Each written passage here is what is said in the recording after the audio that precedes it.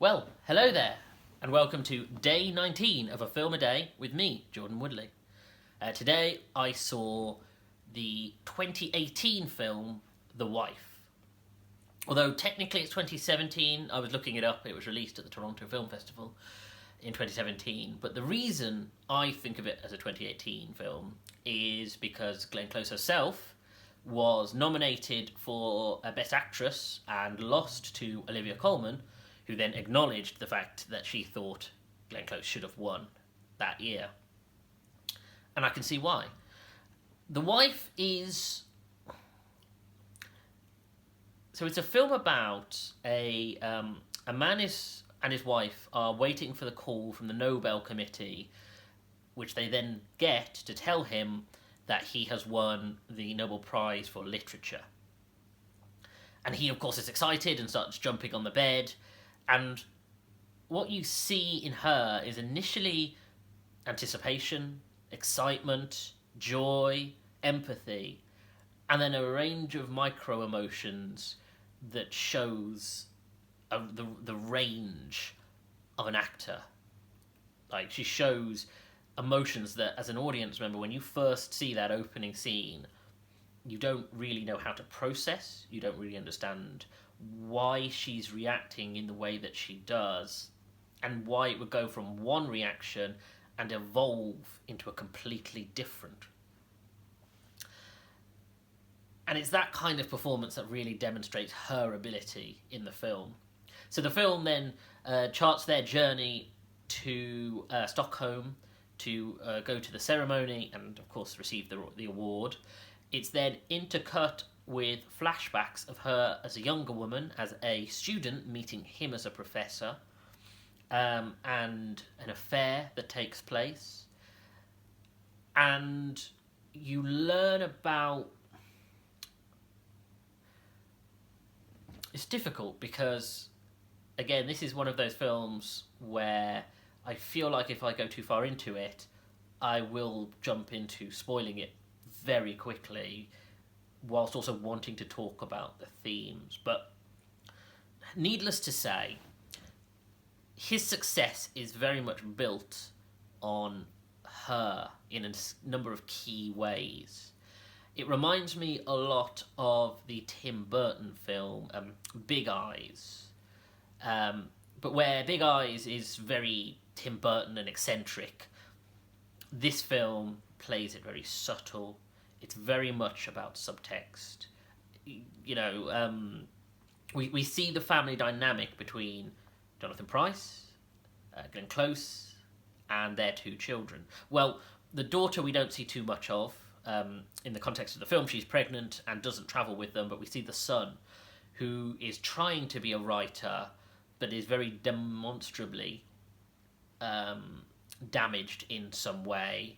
And you can see a number of long-term afflictions affecting his ability to control his emotions, his ability to deal with his family, and it's nothing melodramatic, but it's clearly the signs of a family who didn't necessarily have the healthiest of dynamics. This film is... I was thinking a lot about how people described Gone Girl. I remember when Gone Girl first came out and people said that this is the ultimate anti-date movie because it is very much about the toxicity of relationships, about the worst image that men and women in a heteronormative context have of each other.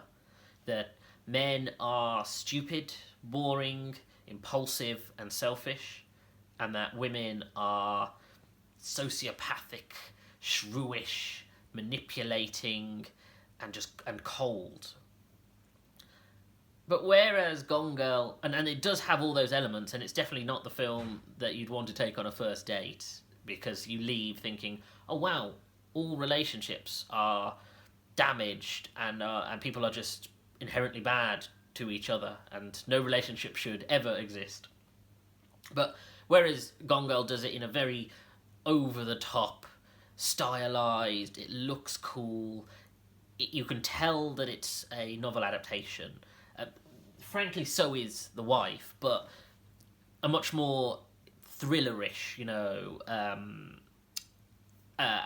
film. Whereas The Wife is the more realistic portrayal of that same dynamic, where you see two people who have built a life together based on dependency, and how that both enhanced each other but at the same time crushed each other. And you see the ways that they've been able to, they've had to express their resentments and their sort of venomous attitude towards each other through things like his overeating, her desire to smoke, but his criticism of her smoking and their son smoking, his philandering. You see all these things being products of being the result of a relationship that was built on a kind of cruel necessity. The comparison between this and Gone Girl makes me think back to when Django Unchained came out. And people really hailed Django Unchained, possibly at the time as being Tarantino's best film. But then, by the time I got round to seeing it, because I didn't see it in the cinema, it was just at the point in which 12 Years a Slave was being released. And the big attack on Django then became that Django was this almost cartoonish, exploitation style, over the top, very Tarantino, very stylized representation of the revenge genre that he likes to dabble in, with his films like Kill Bill and Inglourious Basterds. Whereas 12 Years a Slave is a much more internalized, contemplative experience of injustice and cruelty. And it was very unfair, because I very much like Django Unchained, but I very much like 12 Years a Slave, but they are very different films. And to put them side by side was just an unfortunate... there's just an unfortunate nature of sort of the way they were released. But that's kind of where I was at with The Wife, and like I say, with Gone Girl, where I think I came away thinking, having a much more solemn attitude towards relationships and towards the trappings of how damaging people can be towards each other if they manipulate but also create this codependency. I didn't talk much a few days ago when I was discussing the Merowitz stories about how the characters of Adam Sandler and Ben Stiller's characters, the brothers, you watch it thinking, both empathizing with how these two guys became who they are as people and how their relationship became as damaged as it was, but as someone with a brother, I watched it with that fear of going, I do not want to become one or other of these people, nor do I would want to have this relationship with my brother that these two end up having, although in the context of that film it does become resolved. In the same way that I watch The Wife and I think, I love my fiancé, who is currently filming me right now, and very much helps me with these videos, but I definitely came away with that sense of, I would never want to have that kind of relationship that this film portrays. And the unfortunate thing is that this is the kind of film that makes you think it's very possible, and you wouldn't necessarily notice that it would happen, but it can happen. And so I think it's an excellent film in that respect, because it really leaves you with food for thought about these sorts of themes. I can understand why it's a very dry film, and I can understand why Glenn Close was acknowledged in the film, but the film itself wasn't really lauded, because it is very dry. it's very much a character piece. It's what I've referred to as an actor's film, because it allows actors to stand in the space and perform, really not too hindered by what the narrative is. It's very much a character piece.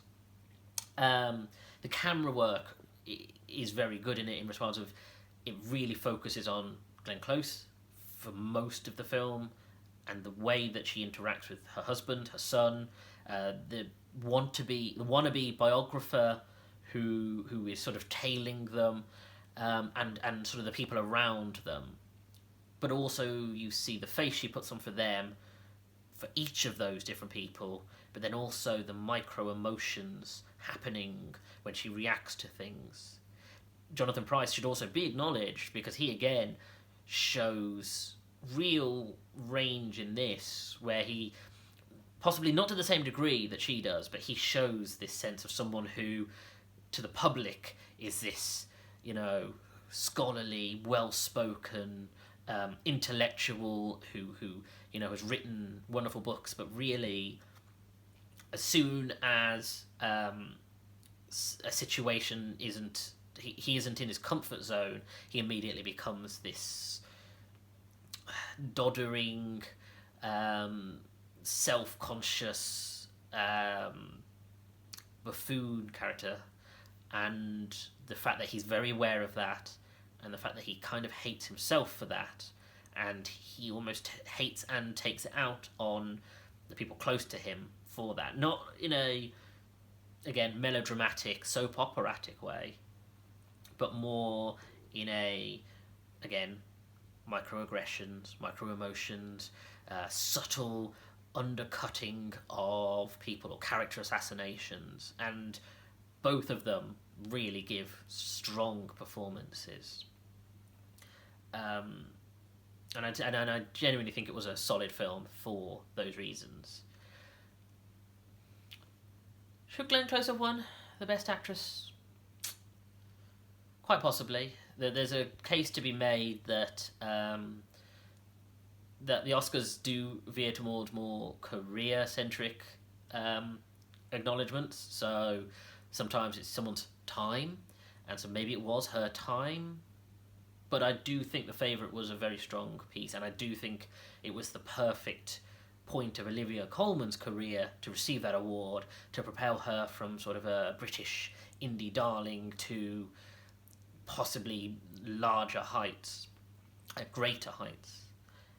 Insofar as awards are these arbitrary, self-aggrandizing things that shouldn't really mean as much as we let them, because, performances should speak for themselves, but that's a whole other conversation.